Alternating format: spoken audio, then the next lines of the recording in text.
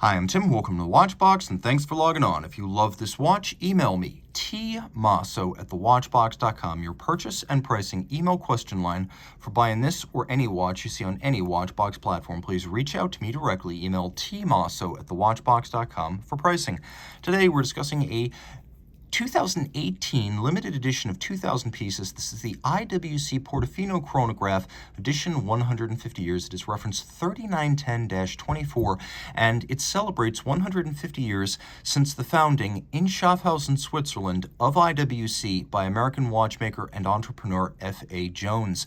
After finding that much of Western French-speaking Switzerland was a closed shop uninterested in adopting American production methods, he moved to Eastern Switzerland, where he found a ready and enthusiastic workforce that was willing to combine Swiss precision with American know-how.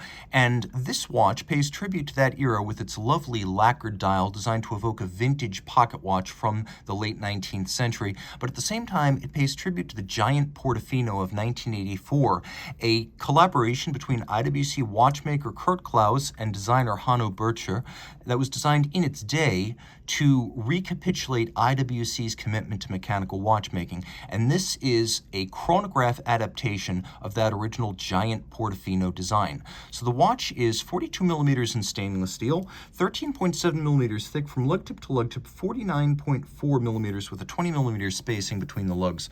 On my wrist, which is 16 centimeters in circumference, it wears well, it wears comfortably, it wears easily, and the timepiece is flat enough to fit underneath the cuff, mainly because it has such a dramatically sloped case flank, so it is cuff friendly. I recommend it for a wrist as small as 14 centimeters circumference. Taking a look at the strap, it is large rectangular scale alligator leather gloss bolstered to give it thickness, monotone stitch. It has a sheer cut side showing the layers of leather you can see underneath. This is a brand new IWC factory strap, calf on the bottom, gator on the top, no crimping, no gouging, and has a simple and handsome polished Portofino pin buckle.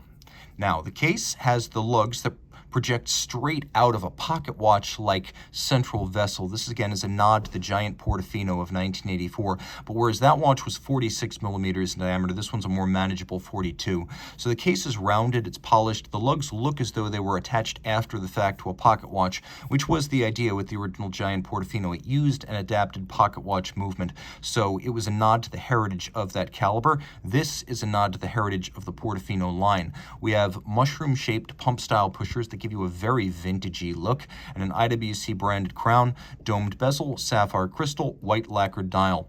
The white lacquer is applied in 12 steps, including several ivory lacquer color bases and then clear coats to seal, and after each step it's buffed by hand to give the look of the enamel dials used on the F.A. Jones era late 19th century IWC pocket watches. You can see that we have a blue on ivory coloration for the printing, and then we have blue hands representing the chronograph minutes, chronograph hours, constant seconds, chronograph seconds at center, and then leaf style hands for the hours and minutes of the day. The watch does include hacking or stop seconds. It also has a double quick set system for its day and its date. You can set the date, you can set the day quite easily.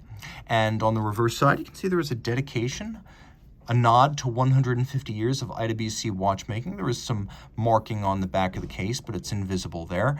3 bars, 30 meters water resistant. And inside we have IWC's customized variant of a Valjoux 7750.